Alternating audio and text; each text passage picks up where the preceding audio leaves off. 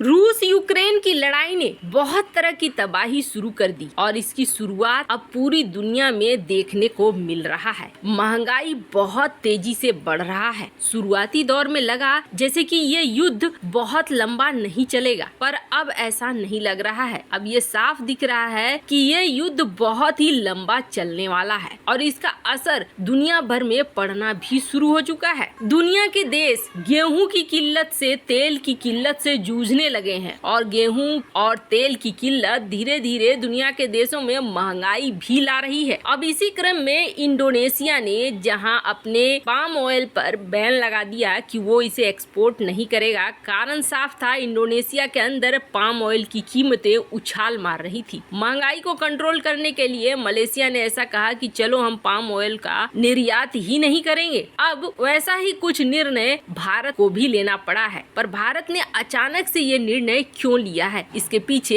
एक बहुत बड़ा कारण है। दरअसल भारत ने भी गेहूं के एक्सपोर्ट पर बैन लगा दिया है, पर ये क्या, भारत तो ये कह रहा था कि हम दुनिया भर को खिला सकते हैं, WTO अगर हमें छूट दे तो हम अनाज पहुंचा सकते हैं दुनिया भर में। फिर अचानक से भारत ने ये बैन क्यों लगाया, जब तुर्की भी आकर दरवाजे पर खड़ा है कि हमें गेहूं दे दो, इजिप्ट से भी सौदे हो चुके हैं और वहीं अब तो केन्या भी भारत से मांग रहा है गेहूं। और ठहरिए थोड़ा, कुछ दिनों बाद दुनिया के और भी देश निकलकर सामने आएंगे जो भारत से गेहूं की खरीद के लिए तैयार खड़े हैं। वैसे पिछले एक महीने के अंदर भारत ने रिकॉर्ड तोड़ गेहूं एक्सपोर्ट भी किया है, पर दो बातें हैं। पहली बात तो ये है कि भारत अब एक्सपोर्ट पर गेहूं के लगाम लगाना चाहता है ताकि भारत का स्टोरेज खत्म न हो जाए और भारत में महंगाई दर बढ़ने न लगे। यानी इंडोनेशिया की नीति भारत भी अब फॉलो कर रहा है कि हमें अपने गेहूं के उत्पाद को